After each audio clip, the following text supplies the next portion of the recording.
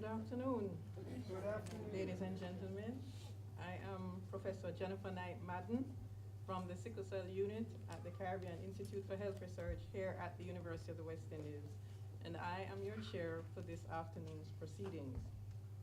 I welcome you all to the highly anticipated inaugural professorial lecture of Professor Monika Asnani, titled Jamaica, the University of the West Indies, and Sickle Cell Disease, Purpose Defined, Destiny Unfolding. Dr. Annette Crawford Sykes, Deputy Dean for Teaching and Learning, representing the Dean of the Faculty of Medical Sciences, His Excellency Mr. Masuko Ransung, Indian High Commissioner to Jamaica, Professor Marshall Tollereed, Director of the Caribbean Institute for Health Research, Prof. Omkar Parshad, and Mrs. Kusum Parshad, and the rest of the Parshad Asnani family, Professor Trevor Ferguson, Director of the ARU, Dr. Georgiana Gordon-Strawn, Director of TMRU, and all of CARE, and in particular, Sickle Cell Unit staff. Dr. Eileen Standard-Golson from Family Medicine, other university dignitaries, professors, heads of department and staff, the Indian community in Jamaica and overseas, ladies and gentlemen, boys and girls, all in the auditorium and online, welcome. This afternoon, as we congratulate Professor Asnani on her promotion to the rank of professor, we look forward to a riveting lecture.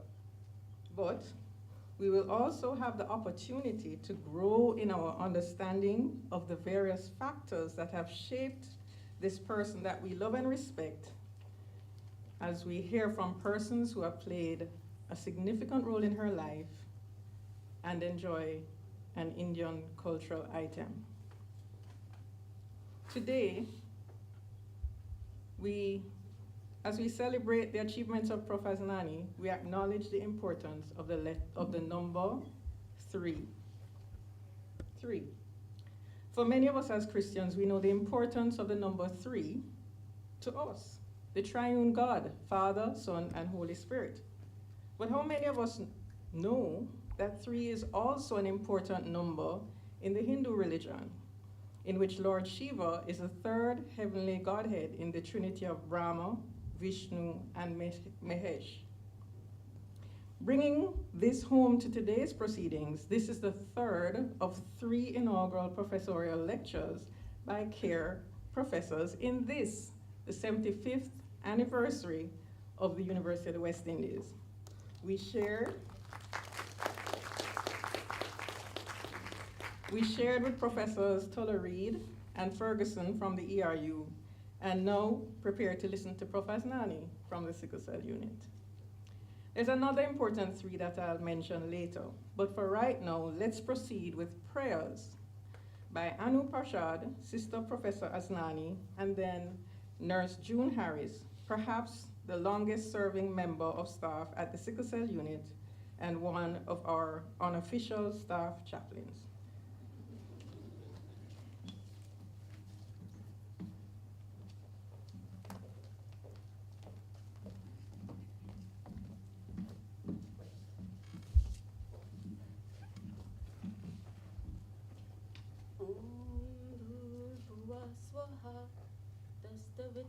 Varenyam Bhargo Devasya Dhimahi Dhiyo Yona Prachodayat. Okay, so that was the Gayatri Mantra, which translated reads, O Divine Mother, may your pure divine light illuminate all realms, physical, mental, and spiritual of our being. Please expel any darkness from our hearts and bestow upon us the true knowledge.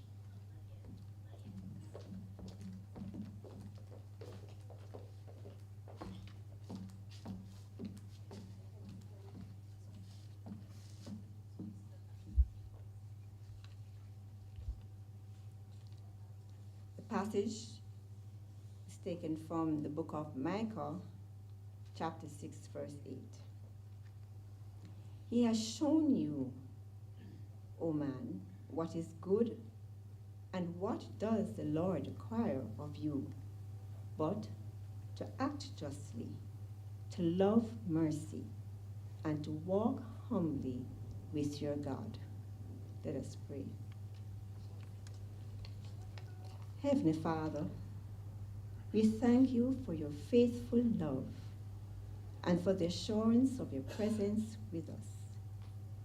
We commit this evening's proceedings to you and thank you, Lord, for the opportunity to celebrate with Professor Monika Asnani on her official recognition of professorship and the delivery of her inaugural professorial lecture.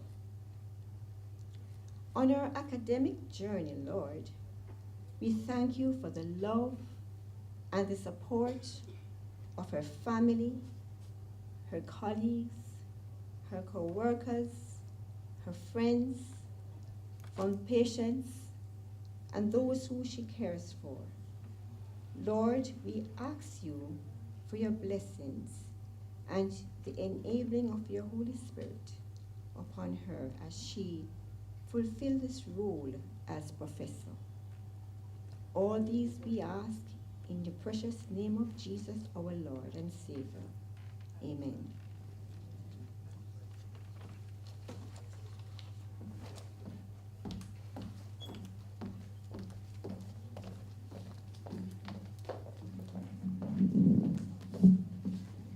There's something else special about Nurse Harris. She's one of the few people I'm taller than, so I'm always happy to share a stage with her.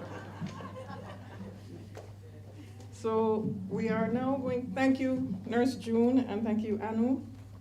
And at this point, I also want to specially recognize Professor and Mrs. Sargent and thank them for joining us in our festivities this evening.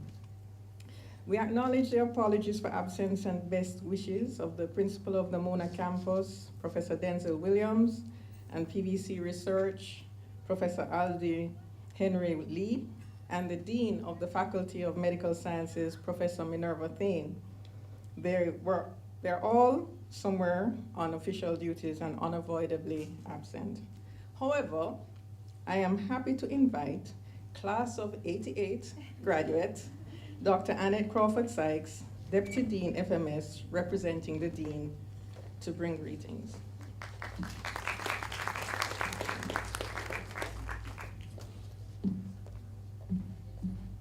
Good afternoon.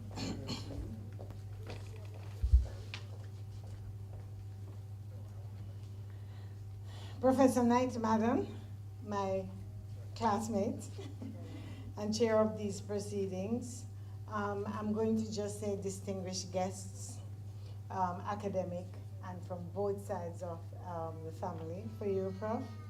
Professor Monika Parshad Asnani, our guest of honor today, distinguished guests, colleagues, ladies and gentlemen, good evening. Greetings. Professor Minerva Thame, as you heard, Dean of the Faculty of Medical Sciences, is unavoidably absent, but then the pleasure is all mine. It is my privilege as acting dean to welcome you all to this inaugural professorial lecture by Professor Monika Parshad Asnani. And she may fill you in that we go a long way back. Professor Parshad Asnani specializes in sickle cell disease, epidemiology, and family medicine. So we have representatives from all those areas this evening here coming together. Her research focuses on understanding the varying manifestations of sickle cell disease and improving the management and quality of life of persons living with the disease. She has made significant contribution to the development of clinical care guidelines of the sickle cell unit, which documents the best practices in the care of patients with sickle cell disease. And she is the principal investigator in Jamaica for the important study of gene therapy for sickle cell disease, looking for a possible cure for this genetic malady that remains a source of very significant morbidity in our population. Professor Parshad Asnani's academic pursuits and her public service has benefited the reputation of the faculty and enhanced that of the UWI. I congratulate her on her professorial path, professional and professorial path. Again, it is my delight to welcome all of you and to bring greetings on behalf of Dean Thame to this prestigious event. We look forward to Professor Parshad Asnani's presentation. Congratulations, ma'am.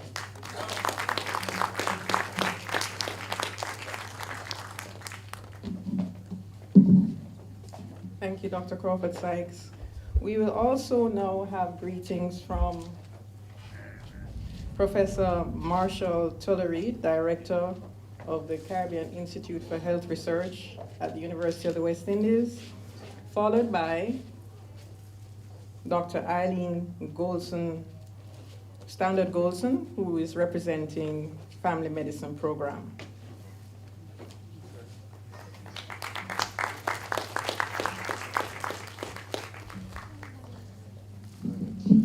I'm going to just use the all protocols observed greeting, but I do want to make special mention of our guest of honor tonight. This is Professor Monika Parshad Asnani. And I would say something flippant, but I'm going to try to be polite. But it would go back to the days when we used to sit outside the library waiting for parents to pick us up. And wondering who had the biggest dowry for Monika. Anyway, it gives me great pleasure, as you've heard others say, to bring greetings on behalf of the Caribbean Institute for Health Research on this inaugural lecture for Professor Monika Parshad Asnani, Director of CARE's Sickle Cell Unit. And this is the third, as you've heard earlier, in a series of inaugural professorial lectures presented by CARE to mark the 75th anniversary of the University of the West Indies. CARE as an institute is only 24 years old, but its oldest unit, the Tropical Metabolism Research Unit, dates back to the 1950s, and that was in the early years of the University of the West Indies, and its construction took place at the same time as the University Hospital of the West Indies was being built. At that time, many of the faculty were of the then Medical Research Council, held joint appointments with the University of the West Indies, and taught preclinical and clinical medical students while developing their own research agenda. And the units of CARE, and in particular the TMRU, have also served as a training ground for many of the university's outstanding leaders. And among these, we can list Professor Sir George Aline, or Chancellor Emeritus, Professor Sir Henry Fraser, former Dean of the Faculty of Medical Sciences in Barbados, and Professor Minerva Thame, who's the first female Dean of Medical Sciences at Mona. And as we continue to commemorate the 75th anniversary milestone, we're also organizing memorabilia that are present within CARE to commemorate the history of the Institute and the achievements of its alumni for display in a section of the TMRU that is being fitted for this purpose. The research done by those early pioneers, some of whom are here, Professor John Waterlow, Sally McGregor, Professor Graham Sargent and his wife, has addressed critical public health challenges, and these included things like severe childhood malnutrition and its neurodevelopmental consequences, sickle cell disease, which we'll hear more about tonight, and other non-communicable diseases.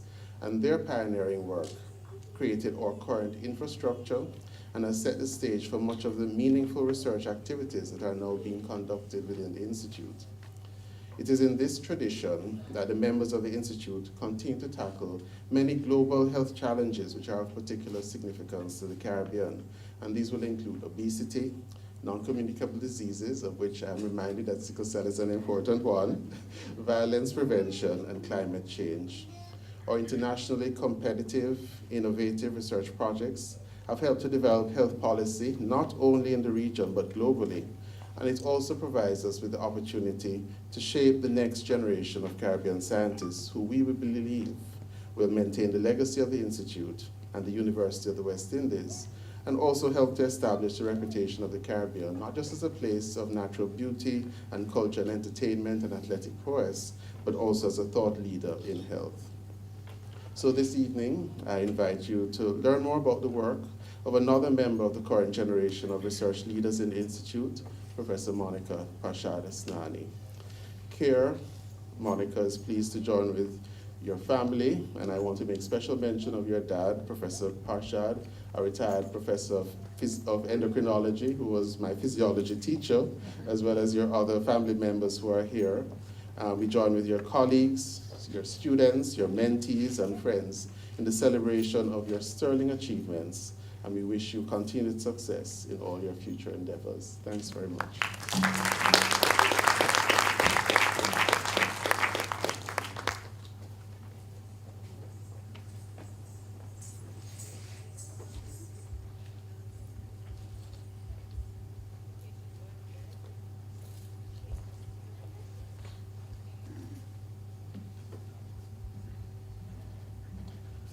Good evening, all.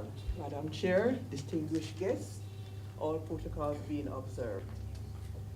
It is a pleasure, privilege, and honor to be asked to say a few words on behalf of the UWI Family Medicine team on this very special occasion.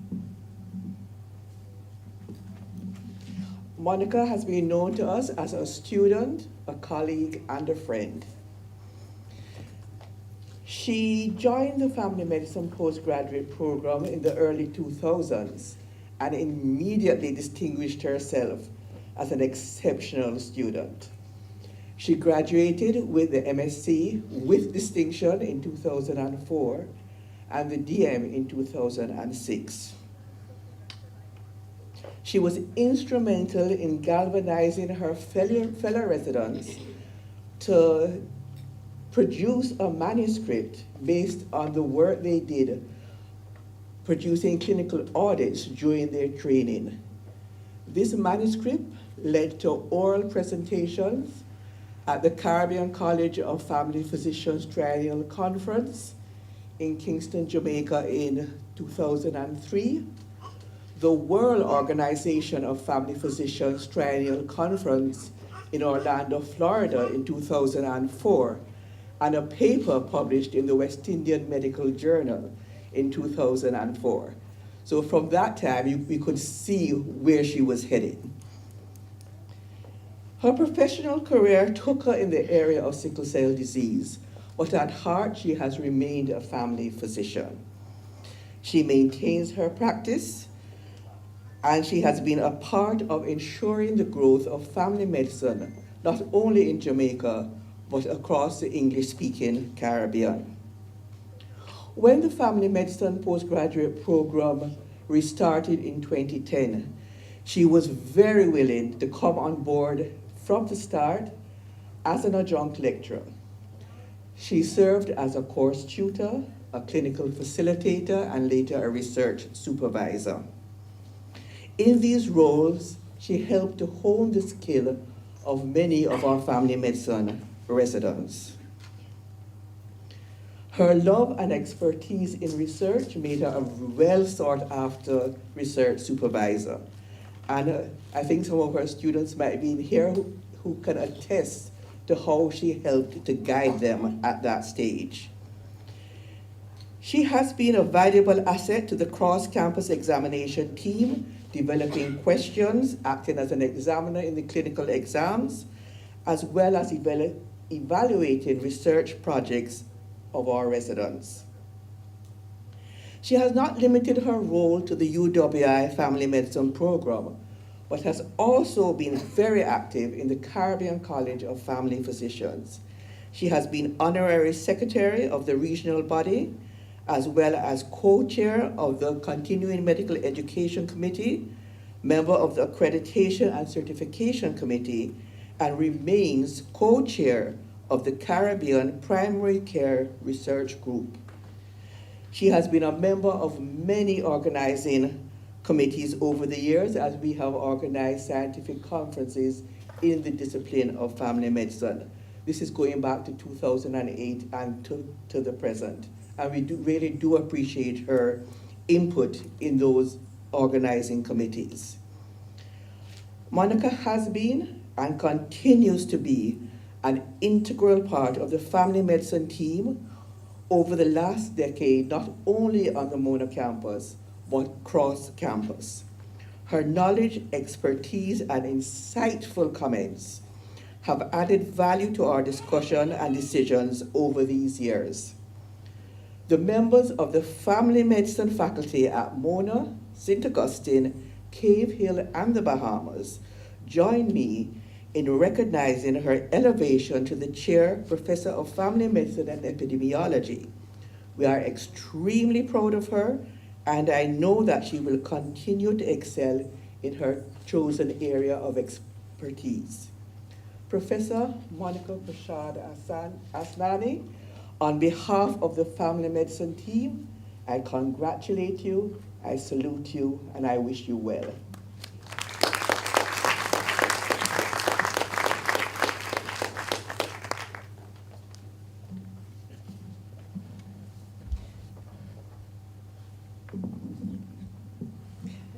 Thank you, Professor Tollereed and Dr. Standard Golson. We now come to semi-classical fusion dance, which will be done by Mohitha and Samitha Chindepalli and Adia Jithendra.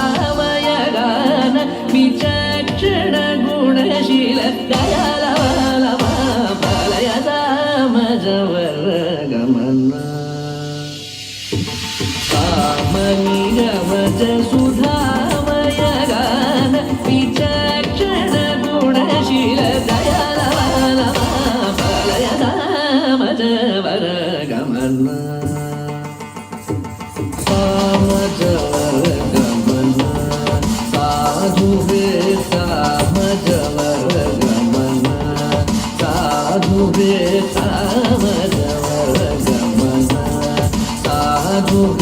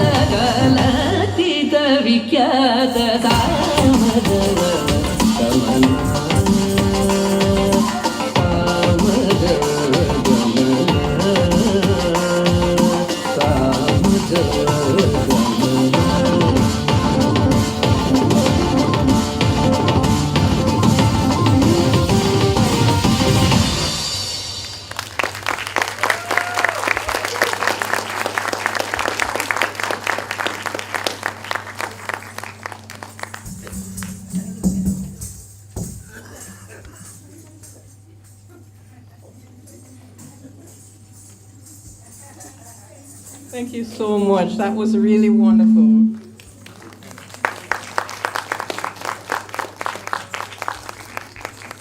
Thank you, ladies.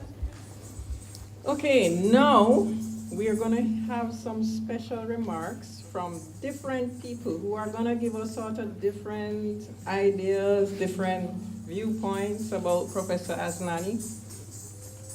And we're going to start with our very own Professor Marvin Reed. Now, Marvin graduated from one Arden High School. And I hear some of those people around. All right, just be calm. He couldn't go to Andrews because he's the wrong sex. I don't know what Professor Asnani's excuse was. Anyways, so he preceded me as director of the Sickle Cell Unit, and it was he who actually recruited a much younger Dr. Monika Asnani, to join us at the Sickle Cell Unit, and he's continued to be her friend and mentor ever since. So Professor Reed is far away, so he sent his recorded remarks, which we'll now listen to. Good afternoon, colleagues. My name is Marvin Reed. I'm the Deputy Dean for Research in the Faculty of Medical Sciences. Firstly, let me apologize for not being there in person.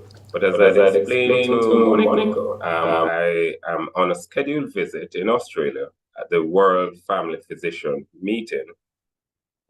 Nonetheless, it is indeed my pleasure to congratulate Monika on this fine achievement of achieving the rank of professor and coming now to deliver our inaugural lecture.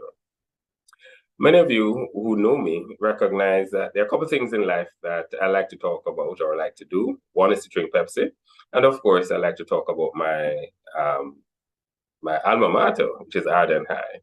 So as a former president of the Arden Alumni Association, Monika, I just want to tell you how proud we are of you keeping up the Arden's tradition. Dear Duque, Quadere Optima.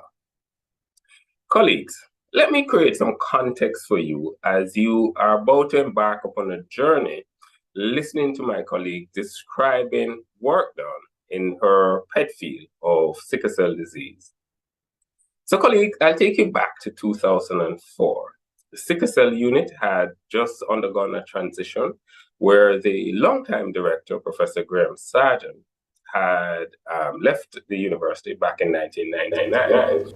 And then there was a transitional period between 1999 to 2004 when, although the University of the West Indies assumed full administrative control of the unit, from a scientific endeavor, there wasn't a permanent director installed. I was asked to lead the unit, and I took up that mantle back in 2004. So as with any task, one of the things I like to do is to do an assessment and then to create what we call a strategic plan. And when I looked at the sickle cell unit in those days, it had an enviable track record. Graham Sargent had built a world-class unit, but there were certain deficiencies that I saw. One was that because it was primarily funded by the MRC, in the Jamaican context, it would be what we call a vertical unit with very little tangible integration within the whole operations of the university. Yes, there were many faculty members who benefited from experiences there, but there wasn't that tight administrative integration with the university. The other thing was sickle cell disease, I thought needed a paradigm shift in terms of the care model. So coming to sickle cell as a family physician and not a hepatologist, it struck me that many of the persons who attended the clinic had many other problems outside of hematological issues. And therefore, we started this journey of redefining the clinical care, redefining the research program. As a consequence of that, I changed the makeup of the clinical staff and hired quite a few family physicians to deliver the care. Monika was one of the first hired in that regard. So Monika and I go way back in terms of mentor-mentee relationship. And the important thing here, though, is to recognize what are the characteristics that makes a successful researcher. One may think being academically brilliant is a prerequisite, and sure, it helps. But the truth be told, for me, one of the major characteristics that is a factor for success is perseverance. The ability to persevere through the ups and downs, the ability to be obsessive compulsive about your data, the ability to be able to ask focused and relevant questions that can be answered. And of course, it's because biomedical science these days requires team, the ability to function effectively in a teamwork environment. Monika checked all of those check boxes. And so when we started off, we decided that we would focus initially on renal function in sickle cell disease because we thought there was a research gap there. And we built a program around that, initially funded through some CHRC grants and as well as the Principal Awards grant. And if I may put a plug here to our current principal, that's an initiative that needs to come back because it does provide seed funding for junior faculty to help develop their career. And Monika here is a standing example of someone who benefited from that process in her early career. There's certain competencies that a good researchers will develop over time, that of grant writing, paper writing, and together we work towards ensuring that Monika achieved all of that. So colleagues who are here today, I'm not going to divulge too much as Monika surely will take you through the stellar scientific achievements that has led her to becoming a professor. But certainly, Monika represents one of my mentees who basically embodies the characteristics of what I consider to be a good researcher. She represents the third professor who has been a former director of or she's now the current director of the Sickle Cell Unit, who was at the directorship of the Sickle Cell Unit, and one of four individuals since the post-Graham Sargent era who has actually risen to the rank of professor. I anticipate, all being well, that this time next year, I will have 2 additional of my mentees who would become professor. And colleagues, as I said, these professorial series are really to provide some stimulus, some encouragement for those of you out there, especially the junior faculty, to see that it is possible. So I'm going to be closing now, and again, wishing Monika a very successful professorial lecture. And certainly when I get back, we will certainly have our time to have our congratulatory handout. So Monika, congratulations again, and I'm very proud of you. And I will be trying as best as I can, depending on the time zone differences, to listen to your presentation. Thank you, colleagues, and do have a good day.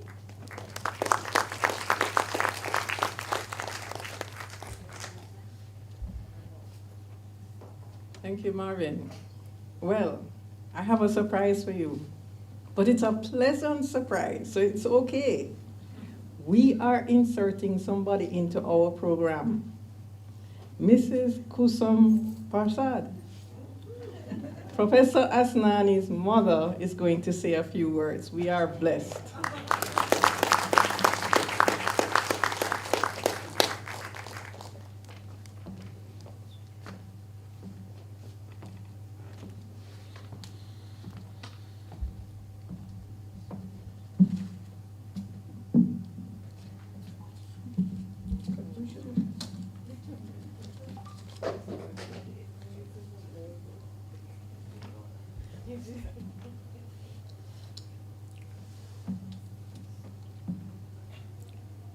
Hello everybody, namaste. I am Monika's mother, and today I am very happy and proud on her success. Last 20 years ago, her father was also on the podium, and today his daughter. Everybody knows who knows her. They know she is very dedicated to her work and her family. I wish her continued success, and may God always bless her.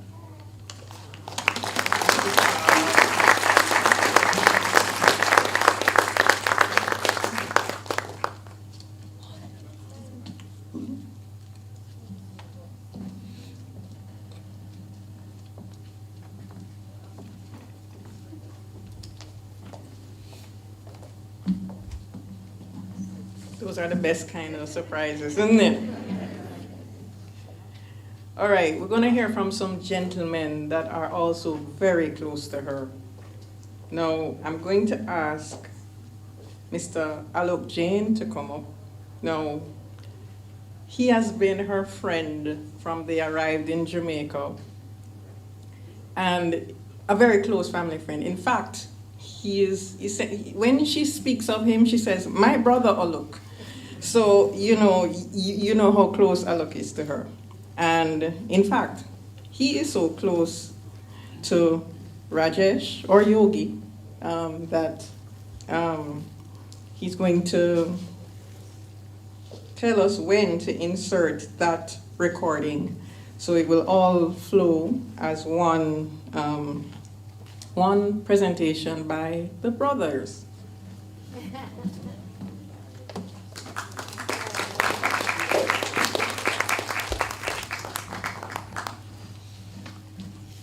Good evening, everyone.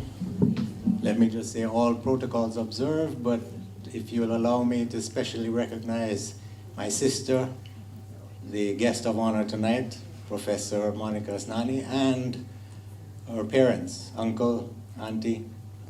Welcome, it's great to see you. It's rare that you are out, but obviously this is a very special occasion. I will probably start with Yogi's video. Hello everyone. It is my utmost honor to speak at this occasion, to say a few words for my dear sister, or as we refer to her as Didi, and more recently, Doctor, for her double doctor accomplishments. What a journey for you, Didi. Always the highest achiever, always our guiding light, always the one to take care of everyone that came in your presence. My most cherished memories are of you taking care of me and our little sister, from when we could hardly even walk. And up to today, we call you even for the smallest itch.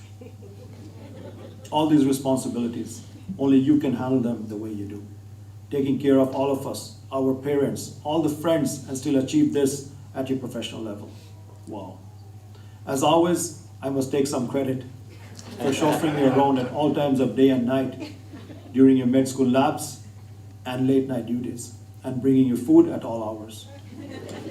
I know Mommy and Papa are the proudest of you at this time, and always, as you have been their favorite. But really, Didi, you deserve all the love and all the credit.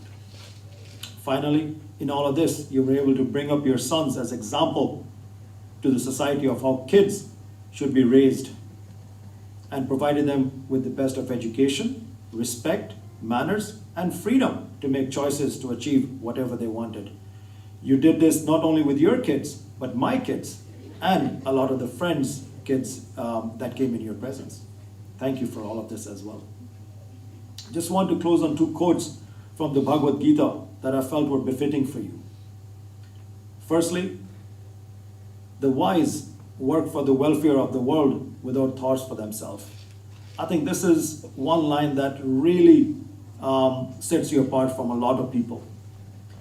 You continue to do so much work for the betterment of, all the sickle cell patients that you look after, everyone else that calls you for help, but never actually think about yourself. Wow. Secondly, no one who does good work will ever come to a bad end, either here or in the world to come. This also I feel is very befitting for you. So on that note, Didi, salute to you, my Didi, my Choti Ma, our doctor. This is your day, your year, your life to enjoy. Love you. God bless. Thank you.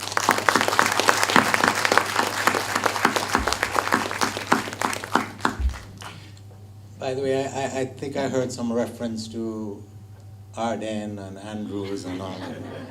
He's another Ardenite. And so is Monika's younger sister, Anu. And so am I. It is said they are friends, there is family, and then there are friends who become family. Such is the case with Monika and me. We go back, a long way back. Our families migrated to Jamaica around the same time in 1979-80. We first met as classmates at first form in Arden. Since then, our paths have been intertwined with shared dreams, aspirations, and countless moments of support. What I'm about to say this evening may come as a shock to Monika. Since high school days, she's more accustomed to me teasing her about all sorts of things and pointing out her flaws, of which there are many. Oops. Sorry, I just couldn't resist. It's an old habit. But seriously, I have been looking forward to this inaugural lecture for quite a while, and to this opportunity to express publicly how absolutely filled with pride and respect I am about Monika's personal and academic journey. As I look at Monika, who now stands before us as a professor at this esteemed university, which also happens to be my own alma mater. I don't know who's following who around the place. I'm tremendously proud, obviously, but I'm not even the least bit surprised. And I'll tell you why. First, Monika was one of the brightest students at Arden. Anyone who was at Arden at the time, and I see another one of our classmates, Paul, who can attest to this, anyone who was at Arden at the time knew that. But in addition to being super smart, Monika was a born teacher. She had a gift of explaining the most complex concepts in a very simple way. Needless to say, she was in very high demand among fellow students, particularly at exam times. The second thing that stood out from very early was Monika's leadership skills. Whether it was in the classroom, where she took charge of group projects, or in extracurricular activities, where she spearheaded initiatives, her ability to motivate and guide others was evident. It was no surprise then that in her senior year at Arden, she was head girl. Even in social circles and in the Indian community, she's a natural leader. She's been one of the driving forces behind the Indian Cultural Society, of which her father is a founding member. Her siblings, like myself as an adopted sibling, may describe her leadership style as bossy, but in reality, it's a rare blend of confidence and empathy, making her not only an effective leader, but also a cherished mentor. But what really sets Monika apart is her social conscience and unwavering integrity. Having social impact and making a difference in people's lives has always mattered more to her than money or power. That's why she's so poor today. No wonder she chose the field of family medicine and sickle cell research. On the issue of integrity, Monika has been a stickler from the day I know her. She had a zero-tolerance attitude towards rule breaking, even when she was only a first former at school. This, of course, was a source of great annoyance to all her peers. If you plan to do anything that could be considered even remotely bad or inappropriate, you had better make sure that she didn't find out about it. Right? You heard from Yogi, and if you were here in person, I'm sure you would bear me out on this. But you know how many times the poor boy ended up in the principal's office because of Monika? And those were the days when schools administered corporal punishment. But that's Monika. She would always stand up for what is right, without fear or favor, no matter who you were, no matter how popular or unpopular it made her. And she's never changed. In a world where it is often challenging to remain true to oneself, Monika has shown time and again that it is possible to stand firm in one's principles and yet scale academic and professional heights. Her ethical compass has always been a shining example, reminding us that success is measured not only in accomplishments, but also in the character that accompanies them. And that character is a hallmark of the entire family. It was instilled in her by her parents, who are here this evening. Monika's father, also a retired professor from UWI. I was fortunate enough to attend his inaugural lecture several years ago. This character is also evident in Monika's two sons who are here. Vikram, who is also a practicing doctor, and Nikhil, who holds the distinction of being the youngest qualified actuary in the Caribbean.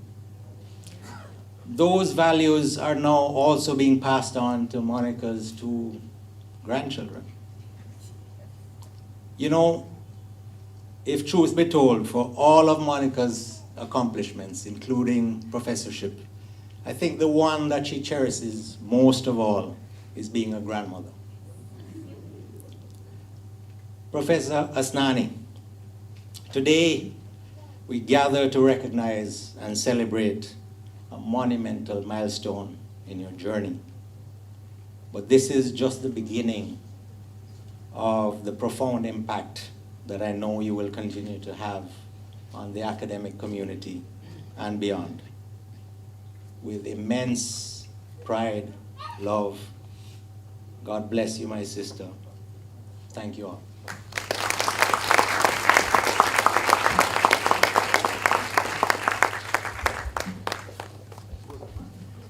Thank you so much. You know, I'm going to tell you a secret, but don't tell Monika I told you.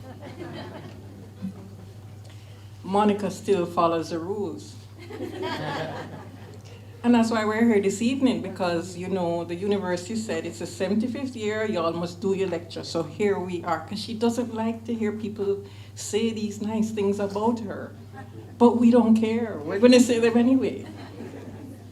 So we're going to move on now to the mentees. Now, if you know her at all, you know she loves to teach, she loves to guide, she's really committed in a remarkable way to that next generation. In fact, if you're in this auditorium and Professor Asnani has been a mentor to you clinically, in research, or just in life, stand with me and let us as mentees acknowledge the impact she has had. And if you're online, put your hand up. There you go. All right. Almost the whole place. Look at that. Thank you. You may be seated. So we're going to hear now from Mr. Alfonso Blake, who is one of these mentees. He joined the Sickle Cell Unit actually as a social worker, and he was infected with the research bug. So he has his master's in epidemiology and is now doing his PhD, and we are so proud to say he is a lecturer in the Bahamas. You see how she's smiling? He's a lecturer in the Bahamas and working on his PhD with the bossy lady. We'll hear his recorded remarks now. Good afternoon, distinguished guests, colleagues, and friends. As we celebrate Professor Asnani's remarkable achievement, I now share with you my experience with her being my mentor. Yes, she's my mentor. And our journey began when I came to the Sickle Cell unit as a social worker, and she introduced me to presenting and then to research, where I was able to do data collection, data analysis, writing abstract, and presenting at 2 conferences within a year, of which we were to win 2 awards, both locally and regionally. Thereafter, she thought it was best for me to go on and do a master's in epidemiology, and she encouraged me along that path. And I thought it was hard, but her advice to me was, Alfonso, don't tell me it's hard, just get it done. And I honestly took those words to heart, and I was able to get it done. Fast forward to today, she has become a mother, a confidant, a friend, a colleague, and honestly, one of my biggest supporters, wherein I am now on my journey to completing a PhD and also employed as a lecturer, which I credit a lot of these to her mentorship and her guidance. Honestly, I believe she has a blueprint for mentorship and for supervising research students, which should be emulated. So guys, I welcome you to congratulate her on this momentous occasion, and thank you, Professor Asnani, for being my mentor and for continuing to support me. Thank you very much.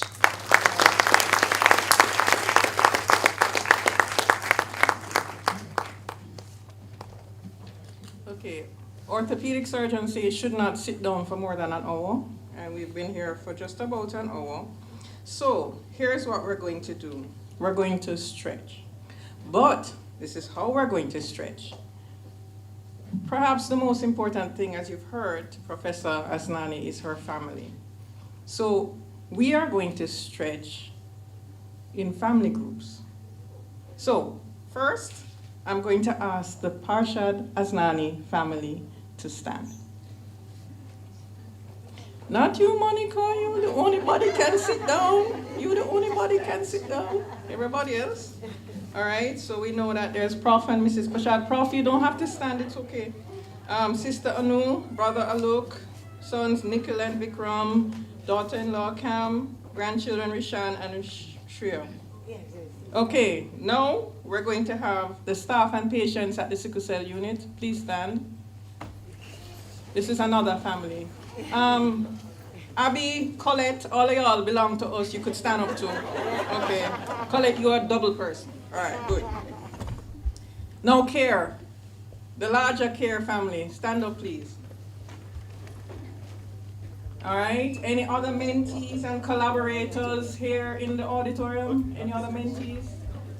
Okay. Then the Indian community. All right. Now we have the wider UWI family. Now especially those who are on West Road. You know, going way back. All right. I'm not leaving out family medicine. Family medicine, stand up. Anybody here from the practice at Harborview? Okay. I see some people sitting down. I'm assuming that you're not. But, esteemed visitors at the front here, you are part of the Sickle Cell Unit family for all those years of service, so you're very welcome to stand also. And anybody else who's not standing, I'm sorry, I missed which family you're from, but everybody inside here is family. So, are they? Oh, well, you could understand. All right, everybody, can I get a stretch? One stretch. Okay, and now you can sit down. Thank you very much. All right, back to the threes. There are 3 women in here who have been together at the Sickle Cell Unit for more than 20 years. Professor Asnani, Dr. Leslie King, who is the head of clinical services at CARE, and myself. We understand each other. We can even sometimes finish each other's sentences. And we're all here today, Leslie and I, to celebrate Monika. And now Dr. King is going to formally introduce Professor Asnani to us and invite her to do her presentation.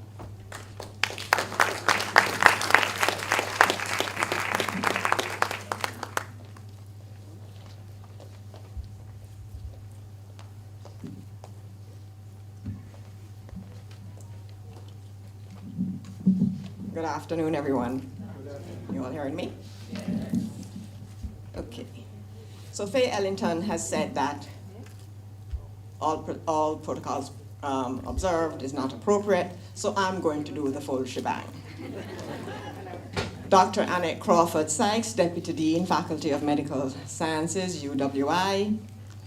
His Excellency, Mr. Ronsung, Indian High Commissioner to Jamaica. Professor Marshall Tuller Reed, Director, Caribbean Institute for Health Research. Professor Omkar and Mrs. Kumsum Parshad, and all the Parshad or Asnani family. Professor Monika Parshad Asnani, our guest of honor today. Professor Jennifer Knight Madden, chair of this afternoon's proceedings. Other distinguished guests, colleagues, family, and friends. It is truly my pleasure to do this introduction at her inaugural professorial lecture for my friend, my classmate, my colleague, and now my boss, Professor Monika Parshad Asnani. We go back over 35 years, so this could get quite interesting. Throughout this introduction, I will make reference to Prof. Asnani, Prof. Mona, and Monika. And so I apologize in advance if by doing so I violate any etiquette code for IPL introductions. I have known Prof. Mona since 1987 when we entered the UWI Medical School class of 92. A group of fresh, maybe slightly naive students who all dreamt of becoming doctors to heal the world and cure the sick. 31 years post-graduation, I can say how I wish life was so simple. Prof. Mona left India in 1980, having just turned 11 years, around, it was about March or April, with her family to come to Jamaica, a tiny girl with long braids down her back, who could speak and understand no English. Having completed grade 8 in India, however, she spent her first few months in Jamaica awaiting the start of high school learning English. So children's readers, cat, dog, the boy jumped over the fence, and so forth, started her lessons. English was to be her third language after Punjabi and Hindi. She started Arden High School in September 1980, and look, I think you may have got this wrong, because she said she started in grade 8, which back in our time was second form, okay? And I dare to say she probably was nervous. After all, there was a language barrier, and she was quite tiny compared to other students. Her pa once advising her, don't you pick a fight with any friend, when he noted the size difference between her and her peers. It was, however, at Arden that she got her footing in Jamaica and where her life lessons would begin. She would either sink or swim. Well, in true Prof. Mona fashion, she swam. Despite the challenges, she thrived at Arden and speaks of the love she felt during her years there. However, Professor Paul Brown, you're here today, aren't you? All right. And while she remembers the love she felt at Arden, she also remembers how you and her brother, Aluk, enjoyed deliberately sitting behind her in class to pull at her plaits constantly. At this age, let me tell you, I can only say it must have been love. Despite not considering herself fluent in English until about grade 10, fourth form for us persons back then, Monika excelled. She may have failed her first French exam. This is still while learning to speak English, don't forget. Yet years later, her French teacher was disappointed that she did not continue with her French. Somehow she felt that Monika required to learn a fourth language. She was a prefect, house captain, deputy head girl in lower 6, and head girl in upper 6.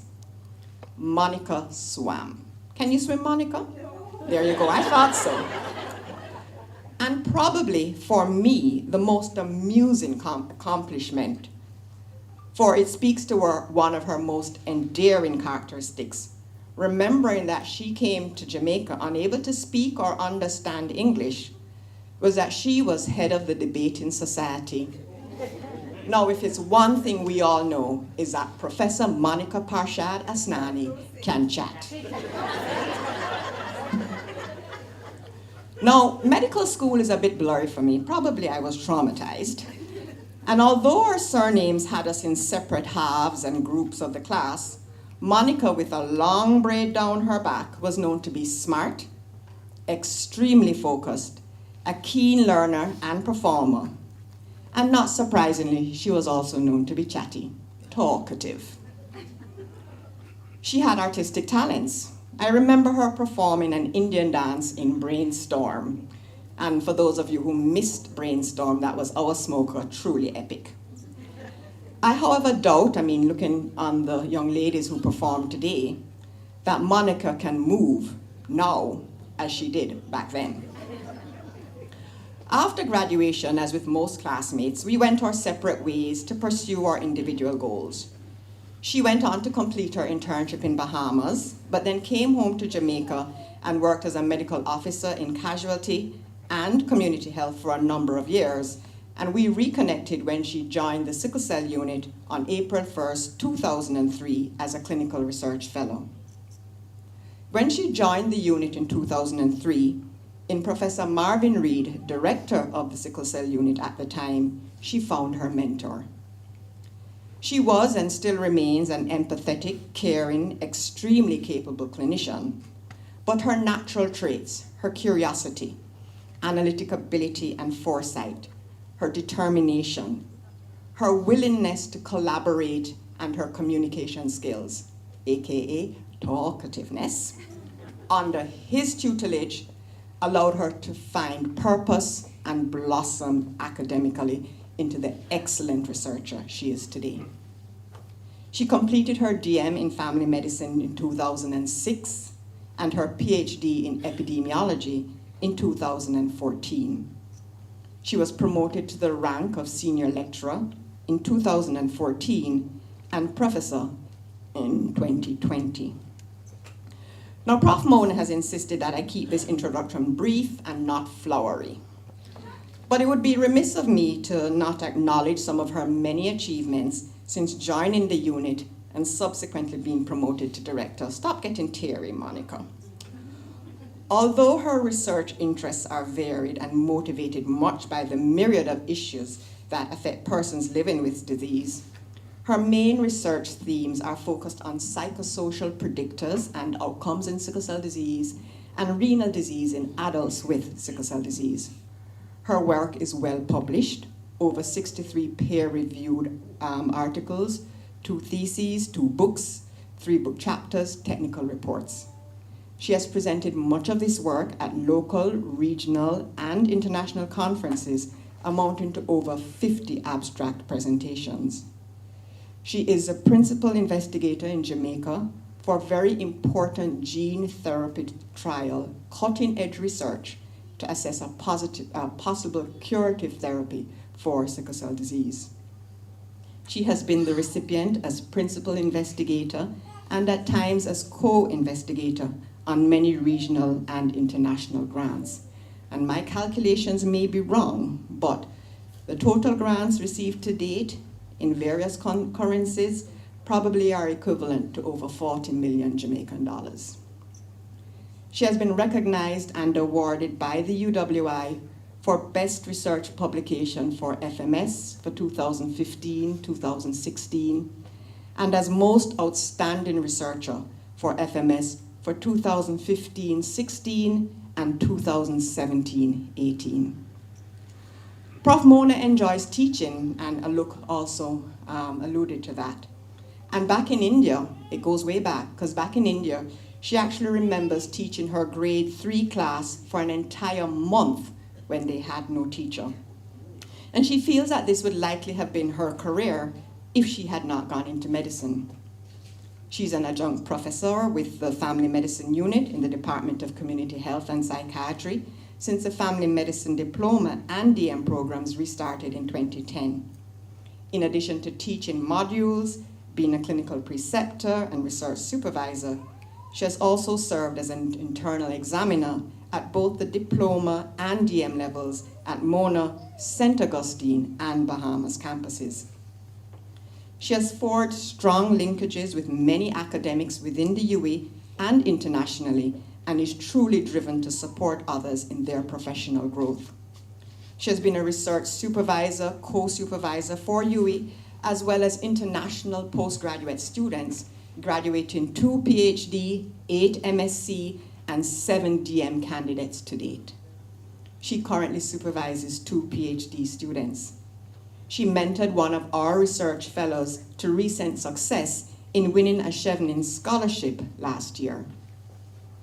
She's actively involved with local and regional bodies such as the Ministry of Health and Wellness Commission Sickle Cell Technical Working Group and CARIS, the Caribbean Network of Researchers on Sickle Cell Disease and Thalassemia, which are geared towards improving the lives of persons living with disease locally and regionally. She's readily available through initiatives of these bodies or others, such as the Sickle Cell Support Foundation, to give lectures on sickle cell disease to healthcare providers or patient empowerment talks to patient groups and their families. Prof. Asnani's stewardship and work in sickle cell disease has led to international recognition and invitations to be actively involved in a number of global initiatives for sickle cell disease. These include co-chair of the Access to Care Working Group of the American Society of Hematologists Sickle Cell Disease Coalition.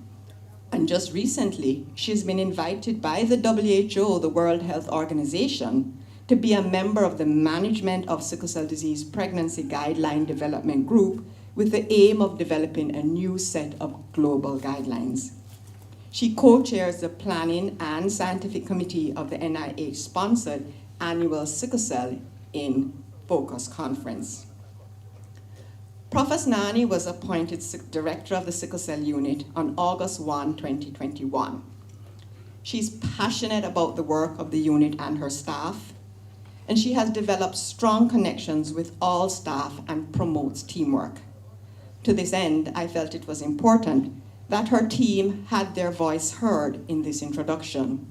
And so I went around asking them to give me some adjective or attribute to describe her and her leadership at the unit. Selfless was the very first word I got from the very first person I asked. This was followed by caring, motherly, motivator, humble, strives for excellence, dedicated, invested in career development, efficient, adorable, approachable, easy to talk to, chirpy and jolly. Now we already know what that means, right? And pressuring in a loving way. There's really so much more that could be said about Prof. Asnani and her work, but then it would be me giving her IPL, and that's really not on the agenda this evening. Despite all her achievements at work, Monika understands the importance of balance and what is truly important in life. She comes from a strong religious home and she has a strong faith.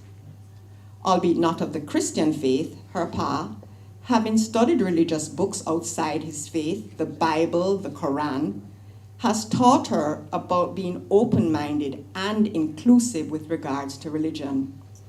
And this is evidenced in the way she was able to lead prayers for many years at Arden as a prefect, Arden being a Church of God school, okay?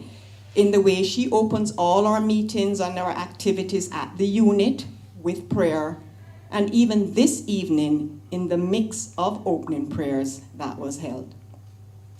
Her family, her friends, and her Indian community are critical to her very being. She's a devoted daughter to her parents, Professor Omkar and Mrs. Parshad. Pa and Mummy we hear about all the time. She's a big sister to her siblings, Yogi and Anu. And she's a mother to the greatest joys in her life, Nicole and Vikram, two absolutely wonderful, respectful young men, if you've ever met them. But to be honest, as alluded to, they may actually be losing their status to her two grandchildren, Rishu and Shreya. She's a caring aunt to her two nieces and to her wider Indian community. Somehow in conversation when we talk and things come up, she always seems to refer to everyone as like a brother, like a sister, like my boys. To me, looking on, Monika is this well-respected, dependable sage, always there to provide support for her community. And I believe the show of support at this IPL today, both online and in person, really speaks to the depth of Monika's interactions with anyone with whom her life intersects. Colleagues and friends, I truly look forward to this evening's IPL, which I believe will be extremely exciting and informative as we journey with Prof. Mona, who will be sharing with us Jamaica, the UWI, and sickle cell disease, purpose-defined, destiny unfolding. Professor Monika Parshad Asnani, my friend, congratulations. Please step forward. The floor is now yours.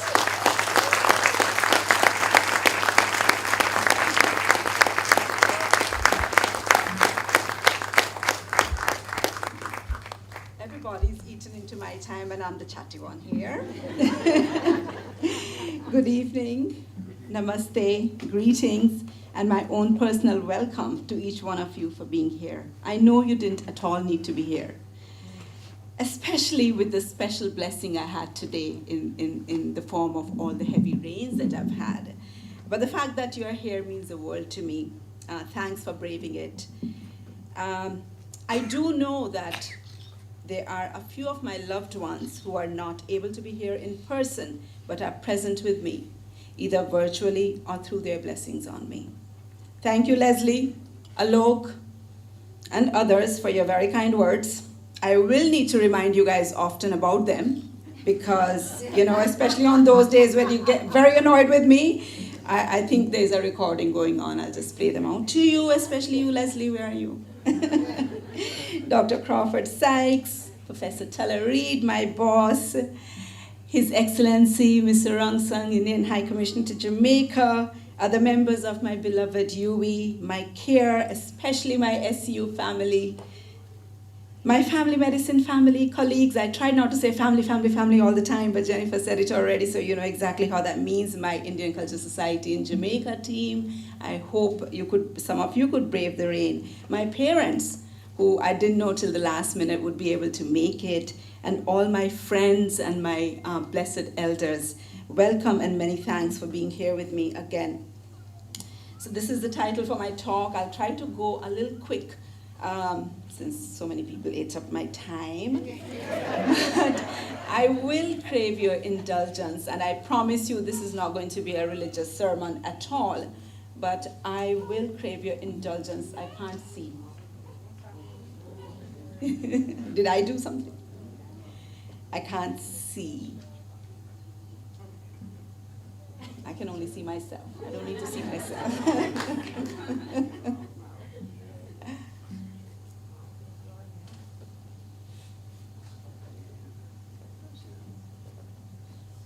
Sorry.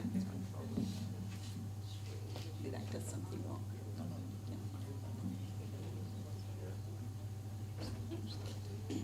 Thank you. So can that move on my screen? Thank you. Oh, wonderful. Thank you.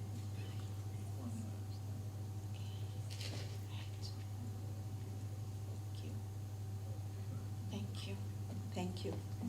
So let's try again. Shall I use that? Use the keyboard, yes, thank you. So again, craving your indulgence just for a short few seconds. I would like to start with a verse from the Bhagavad Gita, our sacred text, chapter 2, verse 47. Karmane vadhira karaste mafaleshu kadachana ma kamfalhe tu bhurmate sangosva karmani. You have a right to perform your prescribed duties, but be detached from the fruits of your actions. Never consider yourself to be the cause of the results of your activities. Do not let results be the only motive for action, nor give in to inaction. Ladies and gentlemen, this is my disclaimer. So again, Leslie, Alok have spoken about this, but I'm going to share with you a couple of my memories that really have stuck with me through my very short life on earth so far. Covering a distance of almost 15,000 kilometers, much longer in the journey actually taken, I came from India to the tiny dot on the globe, the West Indies, to Jamaica. It was kind of scary. With my father, my mother, and the three of us as siblings when my dad was invited to the post of a lecturer in the Department of Physiology at the same university. I arrived to the shores of Jamaica April 16th, 1980. I'll never forget that date. There was sadness in the heart because I was leaving behind a very loved family and didn't know exactly when I'll see them again. And I was too young to feel much apprehension, but definitely there was some nervousness. I had seen a total of 2 black persons till then, and can I tell you, they were somewhat of a novelty to me, and I had minimal exposure to the English language. Leslie has said enough about that. But landed directly on the Mona campus, 8 West Road, the residences, actually where we are, where this building stands, where we are today is West Road. And it was my beautiful home, the lovely aqueduct, the chapel, the SCR pool. I can't swim, of course, I'm too afraid of water. And my beautiful home, 8 West Road. It was just idyllic life for me, full of love and joy. And this was my destiny that was starting to unfold. The UWI Mona campus became my home. We lived on this campus for 25 years from landing there in 1980. My much loved home, my happy place to play and sleep and grow and romp. And then it became my school. And now it's my workplace. I'm sure many of you think what a tiny life I've had. And so that is the truth. It is absolutely the truth, but I am so happy. But in this journey to Jamaica and the UWI, in the midst there came Arden High School. You've also heard a lot about this. This is where I was grounded in my new world. And truly, I consider my life at Arden to have been the wind beneath my wings. If there's any tiny bits of goodness in me, I say it is due to life at Arden. If there's any bad things, it is not because of Arden, despite Alok and Paul. Leadership, I think I was spoiled a lot at Arden by really just pure love of my colleagues and my teachers and my principals. Also gave me much religious grounding, even though my home is a staunch Hindu home, which I continuously practice every day because it is my grounding. I'm a staunch Hindu. But with the Church of God teachings at Arden High School, I really believe that I've had the best of both worlds. And there, I just want to acknowledge Mr. Roy Banks, my principal through my years at Arden. He sadly transitioned last week, just a few days ago. And, he brought roses to me, for me, from his own garden for my final exams. I was the only one he brought roses for. And Mr. Roberts, my dad might remember him very well.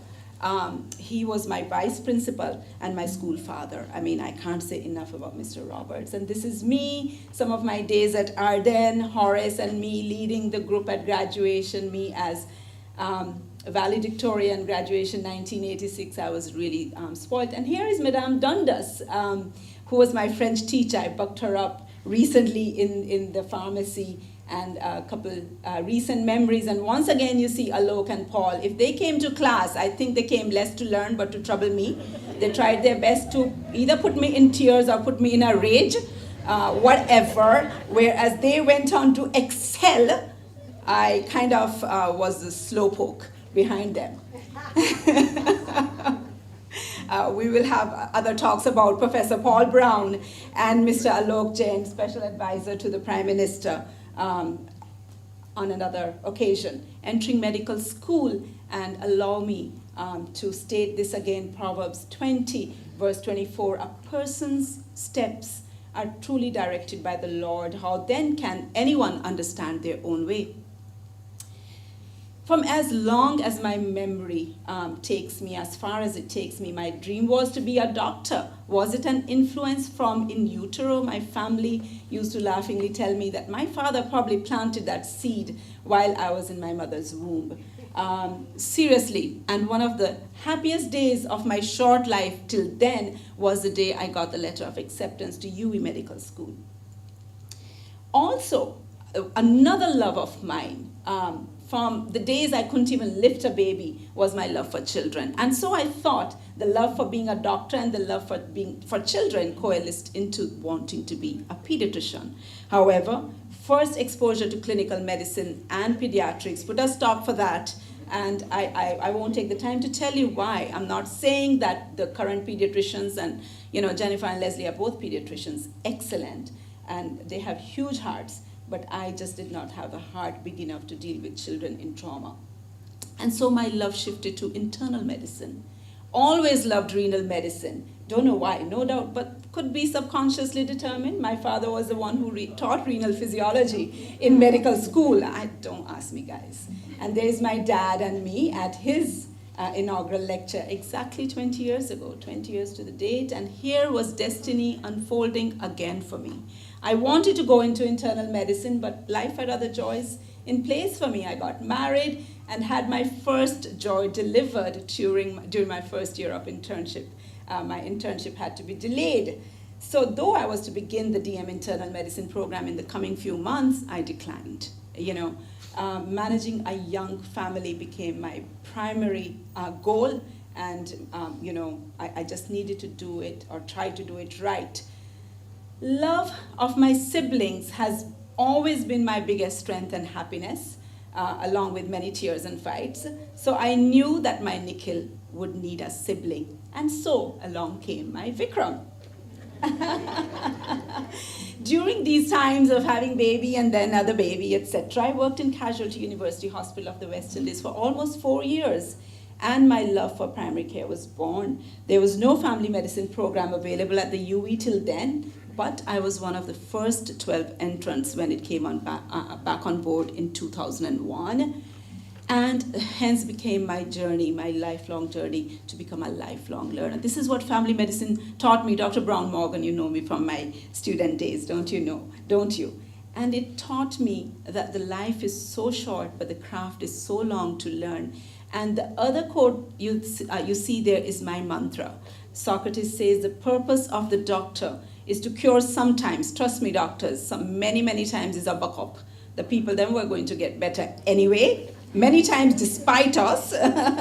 But the purpose of the doctor is to relieve often and to comfort always. That is my personal mantra.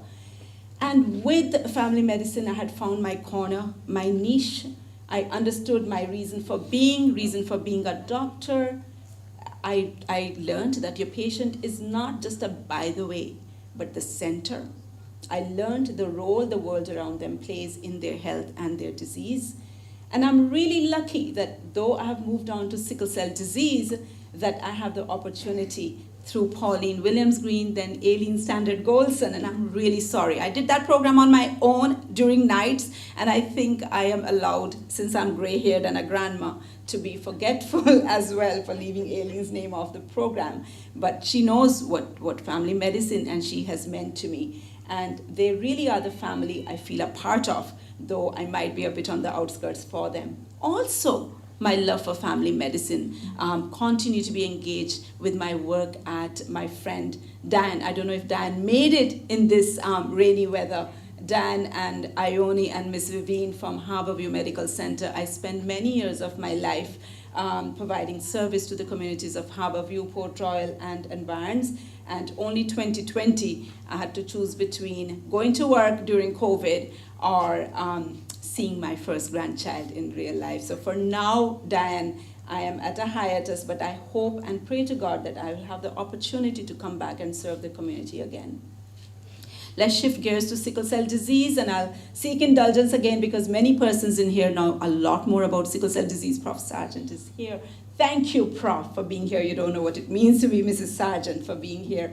But I will just start with a couple slides on basic facts. Sickle cell disease is one of the most common monogenic disorders worldwide. Monogenic means it occurs due to a defect in a single gene. Now, the human body has thousands of genes. Prof. Tollereed, I don't know, 50,000, 100,000 maybe. The numbers are yet to be defined fully. But a single gene disorder leads to this vastly complex disorder called sickle cell diseases. There are many different types of sickle cell that exist, and sickle cell disease is inherited from both parents. We can't get it from the mother, or we can't get it from the father's side. We have to get it from both parents. What's the global burden of sickle cell disease? It's huge, so much so that at the 63rd session in 2009, the United Nations recognized sickle cell anemia, one of the commonest and the more severe forms of sickle cell disease, as a public health problem. We estimate that more than 20,000 people are living with sickle cell disease globally, and annually more and more babies, estimated at a little more than 300,000 babies are born every year with this disease, and about 75% of them are born in sub-Saharan Africa. What happens to these babies? What are their lives going to be like? What is their fate going to be like? Depends really on where they are born. If they're born in the developed world, like United States or United Kingdom or many parts of the Caribbean, they will live into their 40s or 50s or longer. But if they are born in lower income countries, 50 to 90% of them may die before they reach 5 years of age. So this really is quite sobering. What about sickle cell disease in Jamaica? Since Prof. Sargent began his work with sickle cell disease, we continue to have these incidence numbers where 1 in every 150 babies born alive in Jamaica is born with sickle cell disease. 10% of the Jamaican population has a sickle trait, another 5% has a trait of another kind of abnormal hemoglobin, which means that 15% of Jamaican population has a trait that puts them at risk of having a baby with sickle cell disease. We estimate, we don't have precise numbers, that maybe 17 to 18,000 persons in Jamaica are living with sickle cell disease. Compare this to about 100,000 persons living with the disease in the much larger United States. About 500,000 in Jamaica probably have sickle cell trait. So what's so huge about sickle cell disease? What's the big deal? So in sickle cell disease, this genetic mutation leads to the hemoglobin, which is a molecule in your red blood cell. Now, blood has many different types of cells and it has fluid. Okay, one of the very important cells is the red blood cell. And because of the presence of the hemoglobin molecule within the red blood cell, hemoglobin is what attaches to oxygen that we inhale and carries oxygen throughout our body. So suffice it to say, we all understand that oxygen is life, red blood cell is critical to life, and with sickle cell disease, this hemoglobin is what becomes defective. The sickle hemoglobin leads to abnormal sickle shape of red blood cells. So our red blood cells, usually, I don't know how to point here, but if you look at the top schema there, you'll see the nice round donut shaped looking red cells. Those are the normal red blood cells. But with under certain conditions in persons living with sickle cell disease, these round cells become sickle shaped, and that's what gives it the name, or a banana shape or a C shape. What's the big deal about having a different shape? Except that these cells are not only a different shape, but they are much more rigid, they are much more friable, they die very quickly, and they are very sticky. So they block up your circulations, and I'll leave it as that, as a very basic pathophysiologic mechanism. But it leads to complications throughout the body. I mean, blood goes all through the body, so wherever blood flows, sickle cell disease can cause problems, right? So it's a multi-system disorder, which can be quite severe though, with many acute episodes such as painful crisis, acute chest syndrome, strokes in children, as well as persons live longer, progressive organ damage from your head to toe, brain, eyes, everywhere, kidney, heart, lungs, liver, your bones, your circulation, everywhere. And unfortunately, till now, lifespan, at least the median lifespan in countries for persons living with sickle cell disease is shortened. So what about my life at the sickle cell unit? So going back to my destiny here. My life was at a crossroads. In 2002, I was in the family medicine program, the MSc in family medicine program. I was working at the community health center, and I was looking after 2 very tiny kids. I was happily surprised to see Marvin Reed, who was a very well-respected elder at Arden High School, join me as a classmate in the MSc family medicine program. I was not so happy when he asked me to come and join the sickle cell unit as a doctor. I was like, why? I want to be a family doc. I want to see multiple illnesses. I think I'll be very bored seeing one disease for the rest of my life, or for any length of time, 3 years, 1 year, whatever. So I totally ignored his ask. He asked again 3 months later in January 2003. So I came to speak with Susie Alley, who was the then head of clinical services for the TMRI. She was the head of clinic at Sickle Cell Unit, a post just before Leslie took over. And I made a totally pragmatic decision at that time. It was going to give me a raise in salary, which really was much needed by me at that time. I met with the director at that time of the institute, Professor Terence Sargent, and this is how the interview went. Sorry. Professor Terence Forrester, I don't know if you're here, sir. I'm not sure. I can't see everyone. But I met with Prof. Forrester. And this is how the interview went. Prof, I really don't know much about sickle cell, I haven't seen many after I finished my internship, and I really don't know much about it. His answer to me was, no worries, Monika. I'll give you 2 books, and you can learn all about sickle cell disease. Now, you may think it's because he saw the brilliance in me. I think they just needed doctors so badly. That's why Marvin kept coming back. But anyway, I started. And this was truly my destiny that was unfolding without me knowing it. So my first day at the unit was April 1, 2003. The week before, they had their annual scientific review, and because I had taken a week off between jobs, the then institute manager, not Sherry Ann, said to me, Monika, it'll be great if you came and joined us for the annual scientific review, because you'll learn a lot about what the institute is doing, And can I tell you, those were 2 of the scariest days of my life. Everything was flying over my head. I didn't understand anything. I was in awe. I was scared. And I knew I had made a mistake, because how was I going to do this? But I was to start work the next day. No, truly, I'm not lying at all, because I won't remember lies that I say, so I tend to remember truths. But I came on to the sickle cell unit because I said, I know one thing to do. I can see patients, and they're not really asking me to do all of those things. So, okay, I'll just not attend another annual scientific review. And so my life began at the sickle cell unit, and this is our motto, our mission that we take very, very seriously. We take ourselves very seriously, improving lives of persons living with sickle cell disease through research, education, and clinical care. But just one slide on this. Do family physicians really play a role in the management of sickle cell disease? Marvin spoke a little bit about that, but sickle cell disease is truly an NCD. Those are first non-communicable chronic disease. We know chronic disease is hypertension. Prof. Talarida, I hope you're listening. We know it's hypertension and diabetes and asthma and cancers. But if you think about it, this is truly a lifelong disorder, where the others are really, you're afflicted with it for a few decades, maybe a couple decades of your life.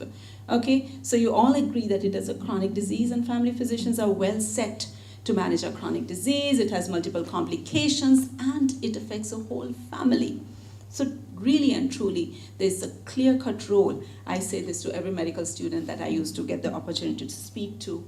Consider sickle cell disease as a chronic disorder, as an NCD, and then you will really jump into gear and know how to manage it. And this is where this started.